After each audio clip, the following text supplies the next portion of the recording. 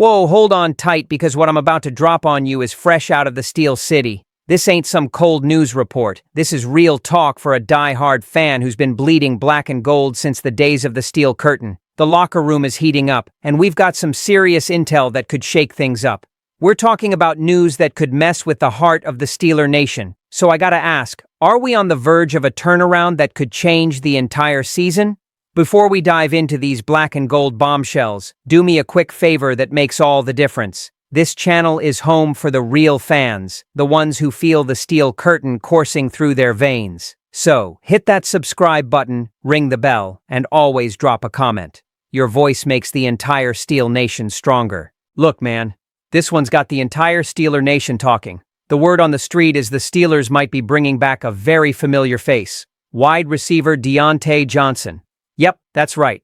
The same guy who used to be our go-to number 2 and was traded for corner Dante Jackson. The defense definitely benefited, with Jackson snagging interceptions left and right, but ever since Johnson left, that hole at the position never really closed. To be honest with you, the trade seemed logical at first. But the offense has been missing a guy with precise routes, someone who can always find space. We've been betting on Calvin Austin and Roman Wilson to fill that role, but they just haven't delivered at the same level. And let's be real, DK Metcalf is a monster, but he needs a complementary piece. So here's the burning question. Is it worth taking a chance on Johnson again? Because let's be honest, since he left Pittsburgh, the man has been a traveling circus. He's bounced from the Ravens to the Panthers and 2 other teams. He's only played 12 games and it hasn't worked out. That's a red flag, for sure. But here's a detail people sometimes forget. Johnson may have had his locker room drama, arguments, and those business decisions on the field. But under Mike Tomlin, things were more controlled. The coach reined him in and managed to get the best out of him on the field. Maybe he doesn't work in other environments, but in Pittsburgh, who knows? Honestly, just imagine Aaron Rodgers with a route runner of his caliber, someone who's always in the right spot with perfect timing. Throw that in with Metcalf, plus 3 speedsters in the slot, Austin, Wilson, and Scotty Miller, and this offense starts to look like a serious weapon. It gives me chills just thinking about it. Of course, the big question is whether the guy still has gas in the tank. If he does, it's exactly what we need. And if he doesn't, well, then this whole thing turns into a headache again. But there's no denying it. Nobody on the market right now is a better fit for what this team is missing. The fans are already divided. You've got one side saying, bring him back, we need a solution. Others are like, move on, you can't bring back old problems. What do you think? Because the hole he left has yet to be filled. And get ready, because the next piece of news involves another name that could be landing in Pittsburgh and surprise a lot of people. Man, if that first one got you fired up, this next one is a live coal on the Steeler Nation barbecue. The name this time is Malachi Corley, the ex-wide receiver for the New York Jets, who was cut after just 1 season. And some insiders are already saying the Steelers could stash him directly on the practice squad. Can you believe that? Corley isn't just some random rookie nobody's heard of. The kid was a 3rd-round pick in the 2024 draft out of Western Michigan, where he was a yards-after-catch machine. But in his first year with the Jets, things just didn't click. 16 receiving yards, 26 rushing yards, numbers that were way below expectations. The result? He was cut without hesitation. Now, you know what makes this story even spicier? Aaron Rodgers. Yes, our current number 12. Rumor has it he was the one who pressured the Jets to draft Corley. Rodgers was a huge fan of the kid. He even said in an interview, Malachi was my favorite receiver in the draft. And when Rodgers talks like that, you have to pay attention. The rumors grew even more when journalists like Mike DeFabo and Andrew Filipponi started tweeting, there's a buzz Corley could end up with the Steelers. Steeler Nation, of course, blew up the comments. Some people are remembering how Rodgers loves to bring in guys he trusts, just like he did with Lazard and Davante Adams.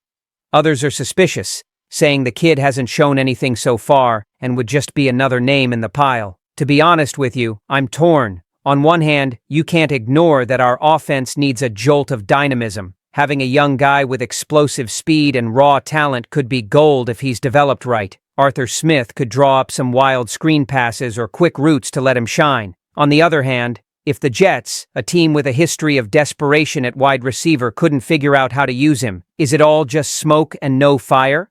The fact is, we're 1 week away from our game against the Jets. Just imagine the extra spice of putting an ex-Jet on the field, right off the bat, against the team that gave up on him. The narrative writes itself. And in a stadium full of screaming fans, that would be pure fuel. The truth is, the Steelers are in prospecting mode, searching for a piece that fits. And Corley could be that bold gamble. But does the front office have the guts to take the risk? We'll just have to wait and see, man. And don't you dare go anywhere, because the next bit of news involves another one of Rodgers' former teammates, but this time a seasoned veteran who could shake up this offense even more. All right, hold on to your seats, because this name is a big one. Marquez Valdes-Scantling.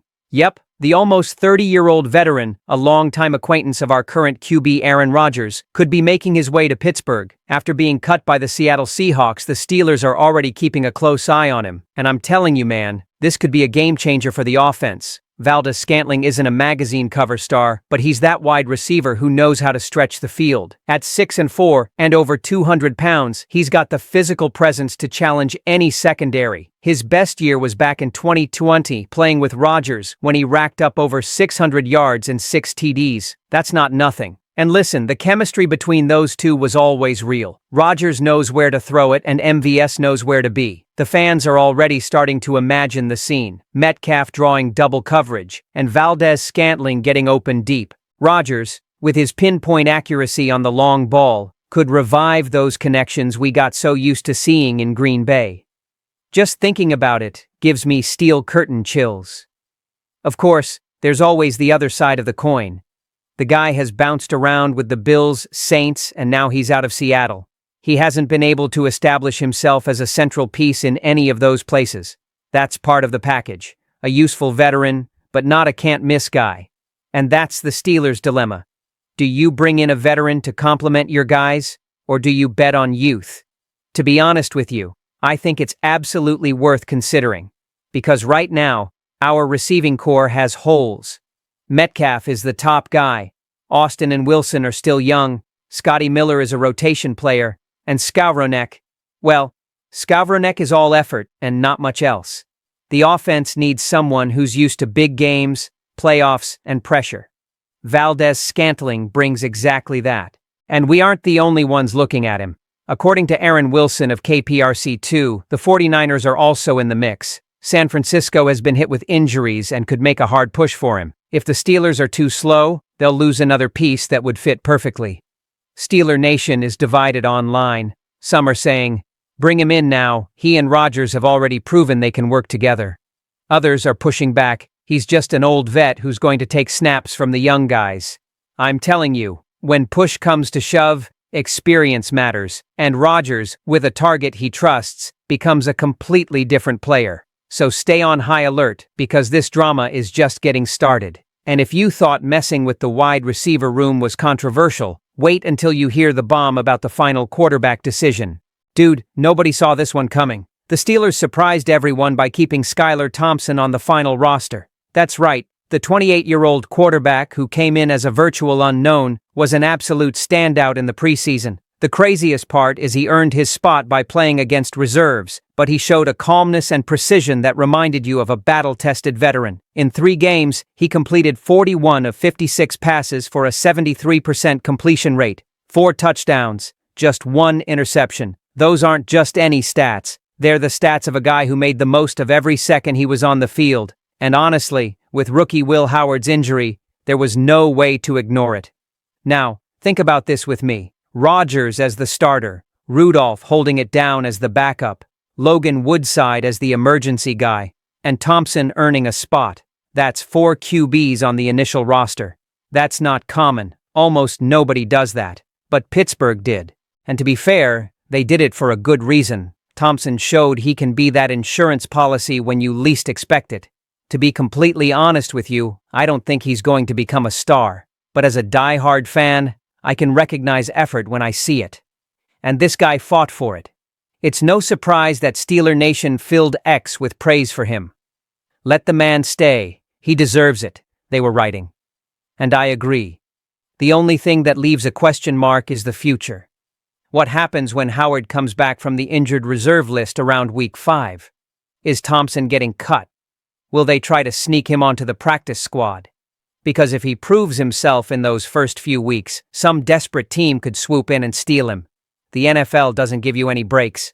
And there's another question too. Does this decision show that the Steelers don't have as much faith in Woodside? Because, honestly, the guy was just another number in camp. Thompson shined. The choice to keep both young guys, along with Rodgers and Rudolph, sends a clear message. The team wants maximum security behind center. Honestly, I got hyped when I saw the announcement.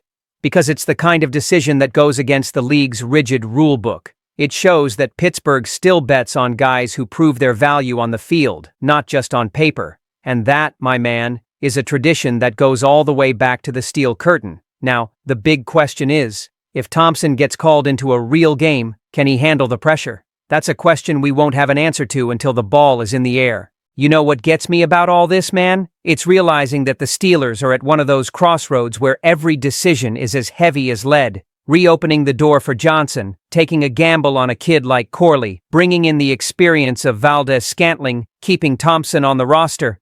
It all shows a restless team in search of the perfect fit. The Steel Curtain has always been a symbol of courage, and today, the black and gold need that same kind of boldness. So comment below, because this is the nation's house. And get ready, because the next piece of content is gonna shake up the Steel City even more.